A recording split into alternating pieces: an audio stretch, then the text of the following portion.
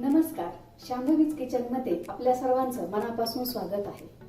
Dhaba style paneer masala बनवण्याची सोपी पद्धत आपण बघणार आहोत. ह्या पद्धतीने वेळही कमी लागतो.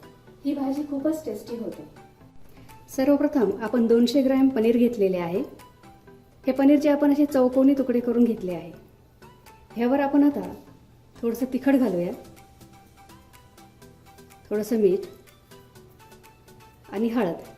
हे मसाले आपण ह्या पीसेसला सगळ्या बाजूने लावून घेऊया. हे छान मिक्स करून घेऊया. भाजी खाताना आपल्याला हे पनीरचे पीसेस छान टेस्टी लागतात.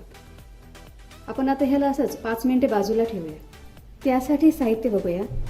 200 ग्राम पनीर, 3 टोमॅटो मिक्सरमध्ये बारीक वाटून घेतलेले, 2 कांदे बारीक चिरून घेतलेले, 3 टेबलस्पून तेल, 2 टेबलस्पून तूप. ह्या भाजीसाठी आपण खडे मसाले वापरणार आहोत.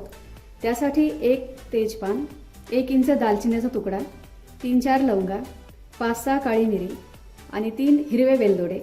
हे वेलदोडे आपण असे कट करून घेतले आहे, त्यामुळे वेलदोड्याचा फ्लेवर छान उतरेल.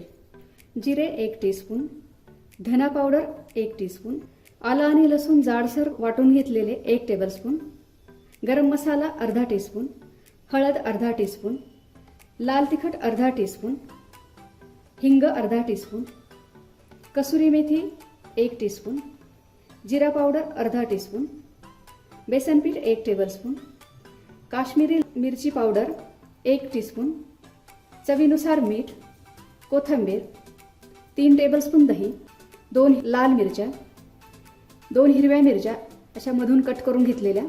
हे मिरच्या जास्त तिखट नाही आहेत आणि तुम्ही तुमच्या आवडीप्रमाणे तिखटाचं प्रमाण कमी जास्त करू शकता. आपण कढईत 1 टेबलस्पून तेल घातलेले आहे. त्यामध्ये आपण आता हे पनीरचे पीसेस घालूया.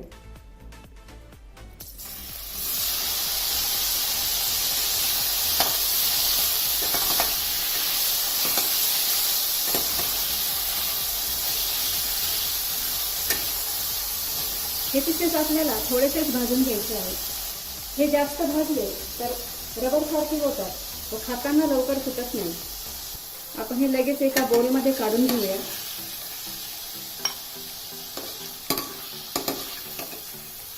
लगेचच काढून घेतल्यामुळे हे मऊ राहतात. आपण कढई गरम करून घेतली आहे. त्यामध्ये 2 टेबलस्पून तेल घालणार आहोत. तेल गरम झाले आहे. त्यामध्ये तूप घालूया. ढाबा स्टाईल भाजीमध्ये तुपाचा वापर करतातच, त्यामुळे आपण तूप घातले आहे. तुपाचं आणि तेलाचं हे प्रमाण ह्या भाजीमध्ये एवढंच असतं. तुम्हाला जर कमी करायचं असेल तर कमी करू शकता. आता आपण जिरं घातलं आहे. जिरं आपण परतून घेऊया. जिरे परतून झाले आहे. त्यामध्ये आपण खडे मसाले घालूया आणि हे परतून घेऊया.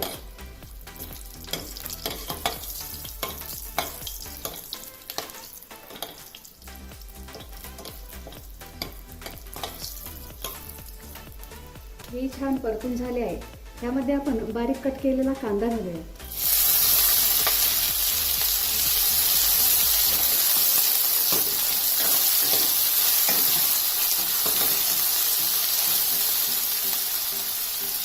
कांद्याबरोबरच मीठ घालूया. मिठामुळे कांदा लवकर परततो. आता आपल्याला हा तांबूस रंगावर करून घ्यायचा आहे. कांदा छान तांबूस रंगावर भाजला आहे. आपण आता आलं आणि लसूण परतून घेऊया. त्यामध्ये 2 हिरव्या मिरच्या आहेत, त्याही परतून घेऊया. हिरवी मिरचीमुळे भाजीची चव खूप छान येते. हे आपलं परतून झालं आहे. त्यामध्ये आपण आता सुके मसाले घालूया. काश्मीरी लाल तिखट, धना पावडर, जिरा पावडर, गरम मसाला, हिंग, हळद, हे लाल तिखट, बेसन पीठ आणि लाल मिरची. बेसन पिठामुळे ग्रेव्ही दाटसर होते. हे आपलं छान परतून झालं आहे. त्यामध्ये आपण वाटून घेतलेले टोमॅटो घालूया.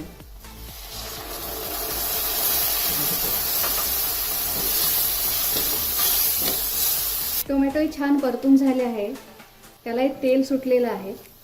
त्यामध्ये आपण आता दही घालूया आणि दही पण आपण तेल सुटेपर्यंत परतून घेऊया. दही पण छान परतून झाले आहे. तुम्ही बघू शकता छान तेल सुटले आहे. आपली ग्रेव्ही खूप छान झाली आहे. आता ह्यामध्ये आपण थोडंसं पाणी घालूया आणि याला एक उकळी आणूया. ही ग्रेव्ही घट्टच असते त्यामुळे पाणी थोडं कमीच घाला. आपली ग्रेव्ही झालेली आहे. त्यामध्ये आपण आता पनीरचे पीसेस घालूया.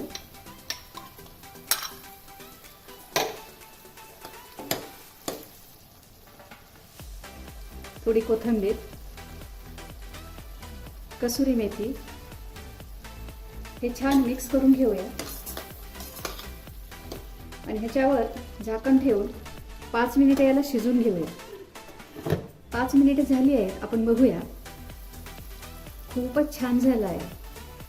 मस्त फ्लेवर येत आहे.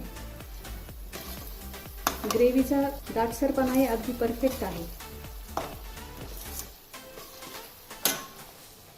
ढाबा स्टाईल पनीर मसाला तयार आहे. आपण आता हे गरम गरमच सर्व करूया.